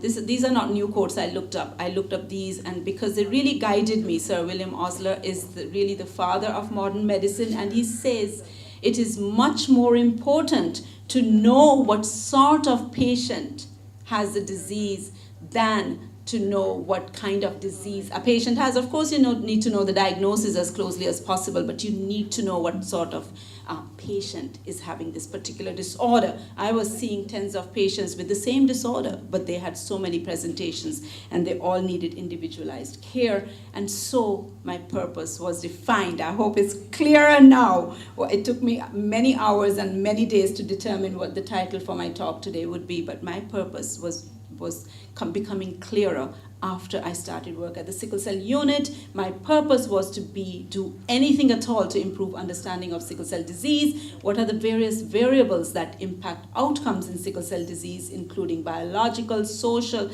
environmental, behavioral, health systems, structural factors, etc., with the ultimate goal being to improve quality of life of persons who are living with this disorder. And so I began this journey of a physician scientist, even though I keep telling my bosses that I'm really a square peg in a round hole. I have competency to some level of being a doctor, but as a researcher, I'm not quite sure. But anyway, I continued work in sickle cell disease. My aim was whatever came to me as a doctor in my clinic, I wanted to learn more about it. I wanted to understand what's the literature saying about this. And psychosocial conditions, I think 20 years ago, there was still not a lot of work because we were trying our best. The sickle cell community globally was trying its best to keep people alive in their infancy, childhood, and young ages. But now that they were thriving and living better, we had to pay attention to other aspects of their lives. And so psychosocial life, what Michelle, Colin said to me, Monika, you know what, you need to keep these people alive. What is this quality of life foolishness? But I think my very good friend Colin was doing his best to keep me encouraged on my path and my journey. And I will never forget Colin. Michelle, and I'm so happy that you took the opportunity to come today. It means a lot to me. So these were areas all disparate, despite Prof. Forrester saying, Monika, researchers and scientists need to develop a field of expertise. But family docs, as Dr. Tomlin Paul has said to me in an earlier life, are jacks of all trades. So it went, and many different areas. Whatever I was presented with in my clinic became an area of interest to me. And also by what was happening in front of me. So my early days started with psychosocial outcomes, and Dr. Garth Lips at that time, who I bucked up at one of our annual FMS conferences, who is now Professor Lips right here with us. Thank you, Prof. Lips, for coming. Showed me the importance of validating tools and how to do that activity to determine any of your outcomes. And we validated various tools, SF36 in Jamaicans with sickle cell disease, the WHOQL-BREF in measuring quality of life in sickle cell disease. And look at this, our studies showed that quality of life is better in people who live in rural settings than in urban settings. Now, this is contrary to most literature that talks about urban residence equates to better quality of life, but this was not so in our studies in Jamaicans with sickle cell disease. Those who were employed had better quality of life. Those who had higher levels of occupations, who were at more professional levels of occupation than lower levels of occupations in the occupation classification, enjoyed better quality of life. You don't see a lot about physical health affecting quality of life. But so this really struck with me as well on my journey. My first work during my family medicine master's was looking at depression. We showed again, depression was high compared to their normal controls. And it was high, especially in those with frequent painful crises, worse in the unemployed, and worse in those with leg ulcers. We also showed much higher loneliness levels in these young people with sickle cell disease, again worse in those who were unemployed, and worse in those with higher education. I'll leave it there. We did work in adolescents with sickle cell disease because guess what? A lot of sickle cell people join the clinic or join any healthcare facility as maybe babies or young children. And I really wanted to understand by the time they become teenagers and they are becoming more responsible for self-management and their own care, what is their knowledge like? What do they think about their disease? Because all of that is critical for their self-management of their chronic illness. And we found that knowledge was fair, but poorer in males. And this gender disparity was borne out in studies in younger children, 6 to 10-year-old, as well as in young adults. So we really needed to understand why girls and young women have better knowledge about their disease than boys and young males do. And we found that those who had better knowledge had more positive health beliefs, which would lead to them having better self-management. And what was also, again, consistent in multiple studies of ours was that these young people stated that they cannot encourage their partners to get tested. Now, this is a huge problem, as those who understand a genetic disorder will realize. Partner testing is key in the management of sickle cell disease, and these people said, we really can't do this. So a lot of them, anyway, we can't get into the depths of it. But let's get on to sickle cell disease and kidney disease. This became the work, and as I said earlier, you see how life intersects, because here was kidney disease as one of the large concerns in the area of sickle cell disease, and it's a love of mine. I would have been a nephrologist, possibly if I ever did the internal medicine program, but sickle cell won't allow me to do this. Sickle cell disease affects the kidney throughout the life course of these individuals. As early as in infancy, it can be associated with hyperfiltration, glomerular hypertrophy, impaired urine concentration, leading to what in lay language we would say bedwetting. So children with sickle cell disease will wet their beds longer than their peers. That's a big problem, not only social but physiological as well. And they'll have other problems early to late adulthood with albuminuria, and later decades, as early as the third and the fourth decade, with chronic kidney disease as well as end-stage renal disease. Locally in Jamaica, through Puff Barton's work, he has shown that 0.7% of Jamaicans with chronic renal failure is attributable to sickle cell disease. And work has also shown that in individuals with sickle cell disease 60 years and older, 85% of them will have some kind of renal insufficiency. And here is what's, again, a key factor, shows you some major health disparities, which is that fewer patients with sickle cell disease and end-stage renal disease are offered a kidney transplant. Maybe because physicians expect poorer outcomes, maybe because they think sickle cell people are not going to live as long anyway. So, but whatever it is, it's a huge gap, a huge disparity that the sickle cell community has sought to close. So our studies looked at how do you measure early sickle nephropathy, early kidney disorders in sickle cell disease, because if you can diagnose and pick up and screen for kidney dysfunction early enough, there might be a possibility that you can prevent further decline in kidney function. We examined albuminuria. Now, we are not supposed to pass any protein in our urine. Albumin is a special kind of protein, and albuminuria is protein in the urine. We found that by the time these youngsters were 18 years of age, over a quarter of them had albuminuria. And by the time they reached their fourth decade, 65% of them already were having albuminuria. And we showed, if you look at bullet 4 and 5, how do you measure albuminuria? What's the easy and feasible method of determining albuminuria? That a spot urine sample for albumin-creatinine ratio showed excellent performance as a screening test. And this was a win because other methods to collect urine to measure for albumin excretion can be quite costly, time-consuming, and not very successful. Our other work looked at glomerular filtration rate, which really looks at the function of the kidney.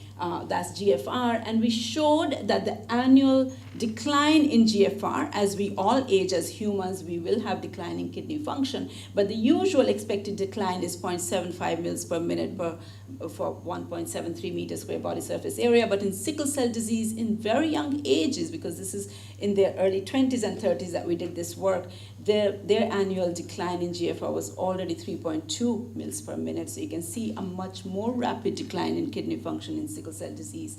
Now, GFR is kind of difficult and expensive and not always feasible to measure. So in clinical practice, GFR is usually estimated. The equations that are used for estimating GFR in the general population don't work well in sickle cell disease, and our work has shown that. And we have published new estimating equations that are specific for SS disease.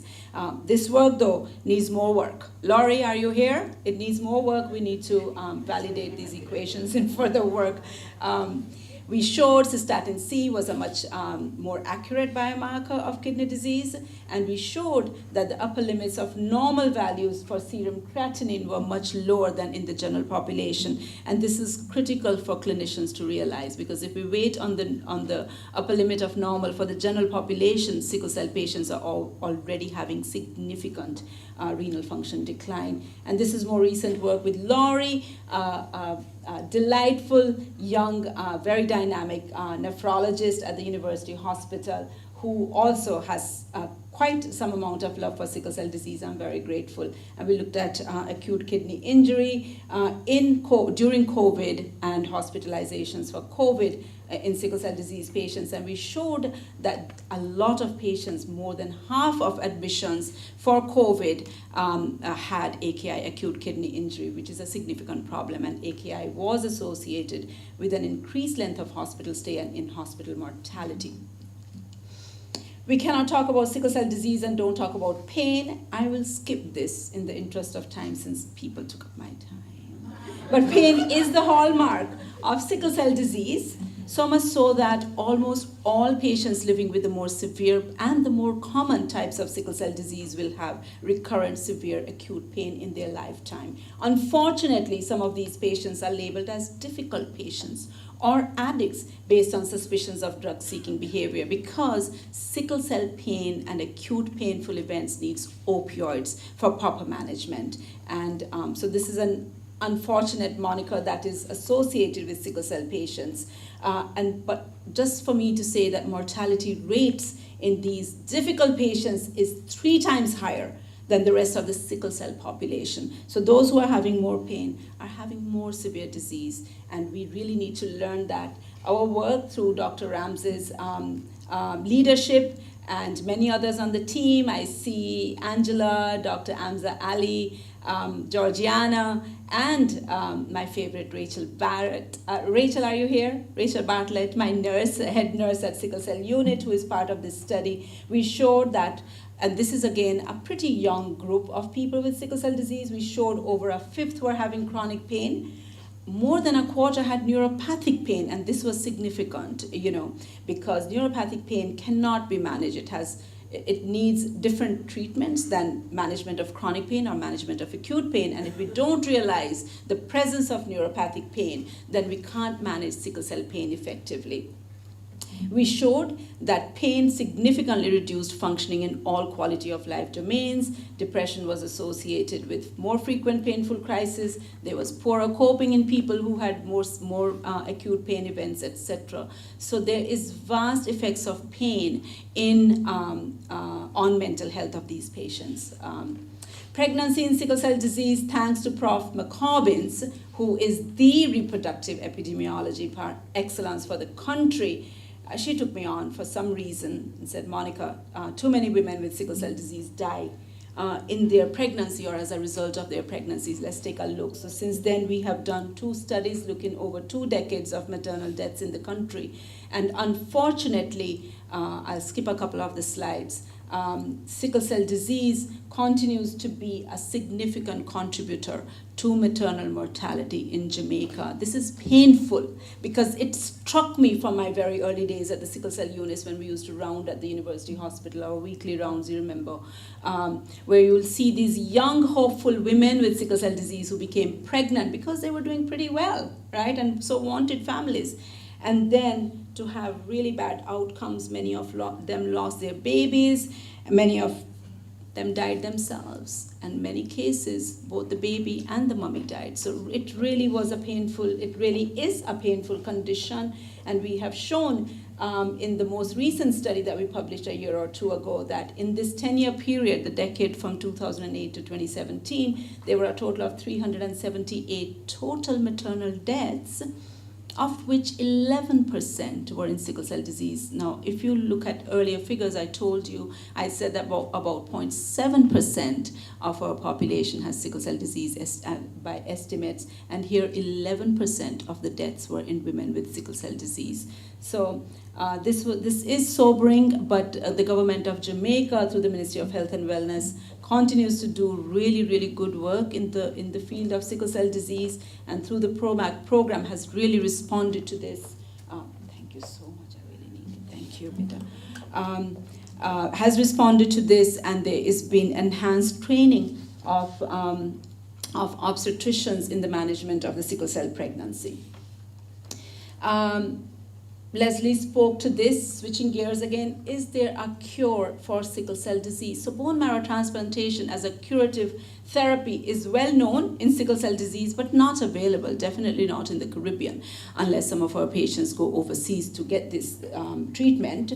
But yet, despite bone marrow transplants, there's a high unmet need for curative genetic therapies because you need a match, a good match, and less than 20% of people with sickle cell disease will have a donor match, a bone marrow match. That they can, you know, if you're to get a transplant, you need to get somebody's cells to go into you. Also, for those, even if you get a match, there are many complications associated with these transplants and the conditioning that we need to use with chemotherapy, and which is usually quite poorly tolerated in adults with sickle cell disease. So I became a part of the Momentum study, again, on the behest of my friend and colleague Poonam Malik from Cincinnati Children's Hospital Medical Center. We enrolled 7 patients, 3 of whom were from our unit in Jamaica. This is the first unit who got that gene therapy, one of our very loved patients. This young woman who got it in 2017, July, and continues to do quite well. The trial is under a pause, but I'll show you some of the early results in these 2 slides. We show that 4 of the 5 patients, the first one is the outlier here, but 4 of the 5 patients whom I'm reporting on here have had 100% reduction in severe vaso-occlusive crisis or pain crisis, and there has been no hospitalizations in 4 out of those 5 patients. Because it is well known that sickle cell patients tend to have much higher need for hospitalizations than the general population. So this ARIO 1801 gene therapy product has shown it has achieved therapeutic levels of anti-sickling hemoglobin, and it has conferred sufficient improvement in red blood cell function. And there is hope. There are other gene therapy projects going on in the world, so hope is on the horizon, because we think with gene therapy it may become more accessible. It does not need a match. Your own cells become your own, are modified and inserted back, so you don't need a match and you don't have the problem with graft versus host disease, etc. So what's ahead? When I was thinking about this lecture, you know, the slides it take long to put together, but it always takes me a long time to plan what I'm going to say. I realized that my purpose remains the same. 20 plus years of being at the sickle cell unit, my purpose remains the same, well defined. Do all that we can to improve understanding of sickle cell disease so that we can work on the ultimate goal of improving quality of life of persons living with this disease.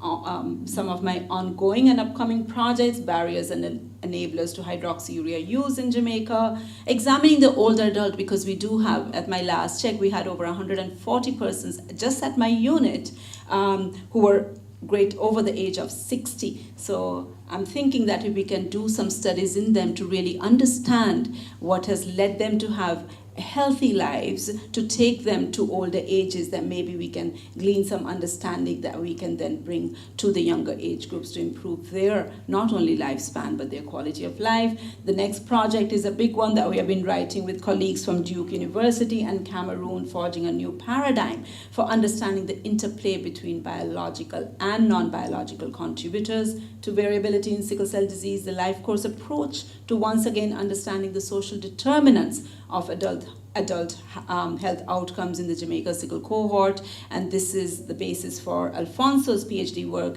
and continue our work on chronic kidney disease with Laurie Fisher. Just a couple of my last slides just to bring you to the overall world of sickle cell disease and our key partnerships and collaborations. I stated earlier that our mission is not only research but education and clinical care under Leslie's leadership, and she's the bossy one, because you don't dare mess up with her clinic, right? So the clinical care is absolutely fantastic. We provide a 5-day-a-week clinic, Monday to Friday, with people from sickle cell disease all over the island are welcome to attend for care. But our education efforts are also huge, working towards strengthening sickle cell disease healthcare capacity both in the public and private sectors, training across the regional health authorities so that we can decentralize care for sickle cell people living in Jamaica. Also building research capacity. We are a research institute, and we continue to train in research skills as well as in sickle cell disease research at both PhD level, master's, DM levels in pediatrics, internal medicine, medicine, family medicine, etc. We are always working on creating new training materials for healthcare providers. We partner with the NHLBI on their annual Sickle Cell in Focus conference. Jennifer and I continue to be co-chairs. I think they just love coming to Jamaica and get out of the cold Washington, D.C. every other year. And we have hosted multiple times global health graduate students who come to Jamaica to learn how we manage sickle cell disease so effectively with many different resources and what exists in their countries. The collaboration with Sickle Cell Technical Working Group is unique and strong. The co-chair for the group, which is led by the Ministry of Health and Wellness, is Jennifer. I'm happy to be part of the team, and it really leads especially the newborn screening and early childhood care program for sickle cell disease.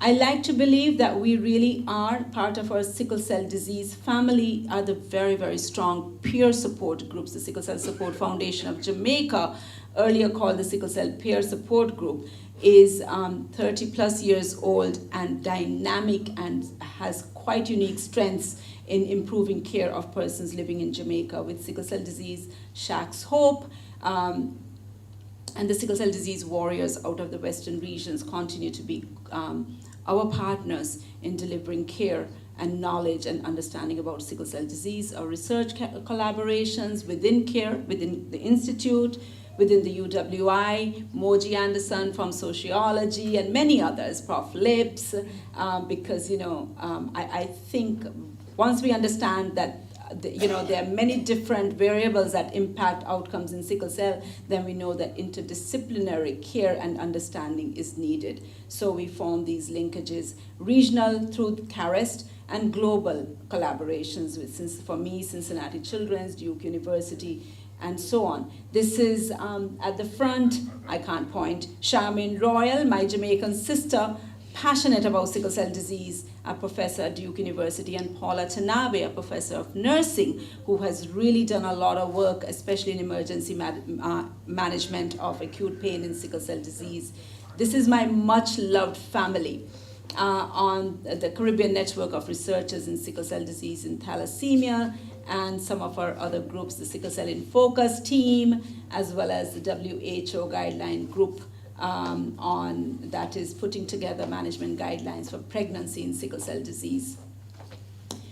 So I have to say something on this because I guess I'm elderly now, and I have to say something. So what are my lessons that I have learned, and I hope I can encourage, if there are any young people in the group, to really see what can be. You are destined for what has been and what will be. Let life take its course. Of course, we need to be active participants. We can't sit down in the middle of the road and say, well, if God destined it for me, I'm not going to get hit down with a truck. We need to be active participants, but don't stress too much about what will be and what won't be. Let life take its course. Listen to the call as your purpose declares itself. Don't be deaf to it. And once you hear what your purpose is, you will never be bored a day in your life. This is my lessons that I have learned through the love of God.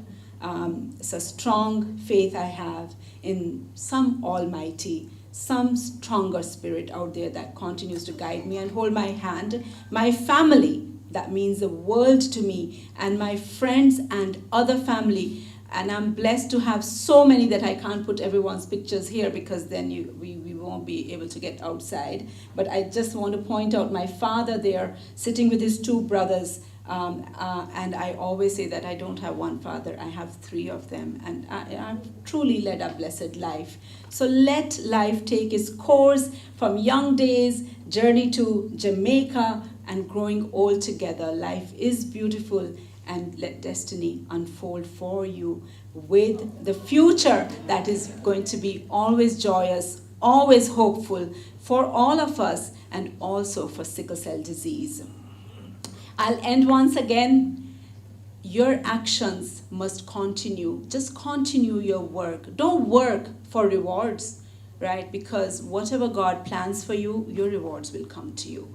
So this is my disclaimer. As I said, nothing that I'm standing here to do is anything that's meaningful because I did it. It's just what God planned for me. I think the only attribute I have is that I like to do my work and be honest with it. Thank you so very much for listening.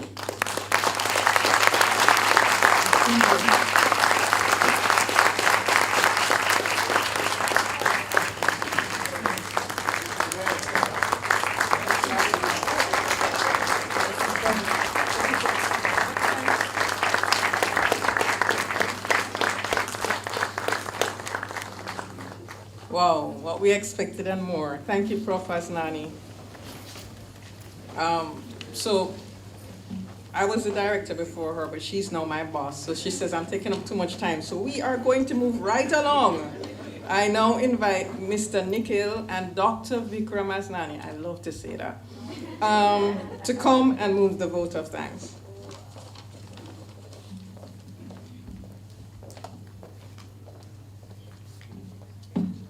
Okay, good evening. So that was a very exciting presentation this evening. So Nikhil, let's see what you learned today. So what is a good way of screening for microalbuminuria?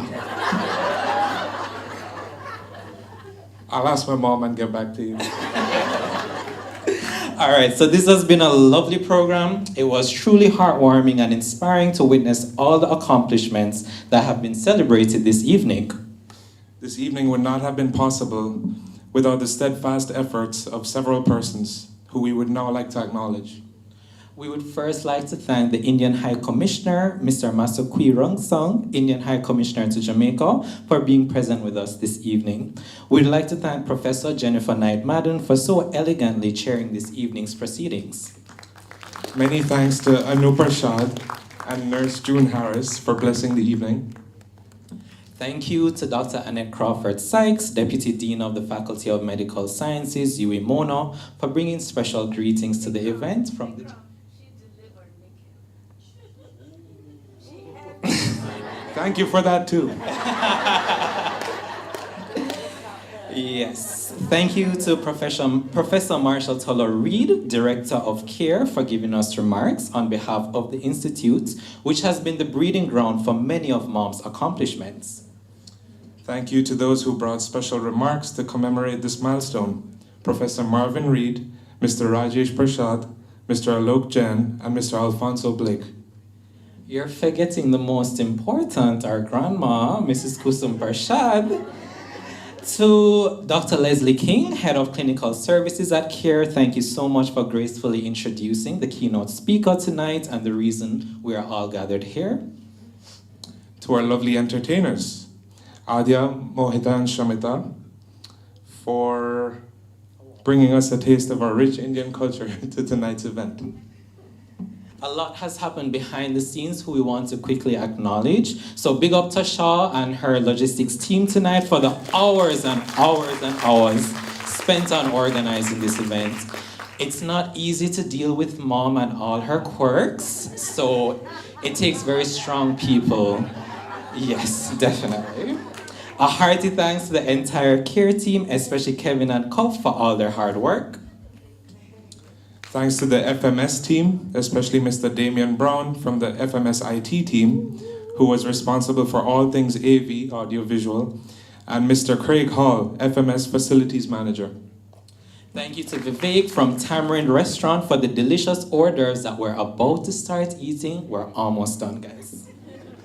Thank you to Mr. Paul Chen from TAC Printers for the lovely invites and programs for this event. Lastly, to all of you here tonight, friends, family, colleagues, well-wishers, thank you all for your presence, for your support, and for your best wishes. Tonight is actually a celebration for us all. The guidance support that you have all provided to Mom over the decades have led her to where she is today, so thank you. We'll now ask Mom to join us on stage just for a few moments.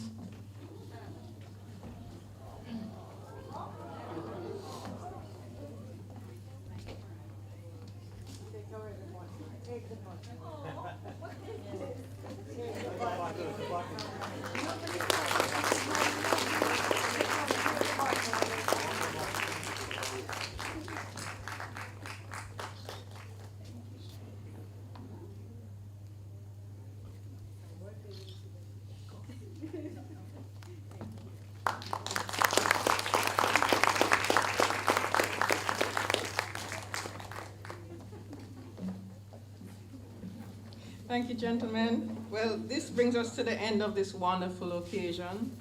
Thank you so much for joining us. As you've heard, there will be others outside. We bless them to our bodies. Please join us to continue to enjoy this moment. Finally, blessings on Professor Asnani and to each and every one of you and your families. Walk good. Good evening.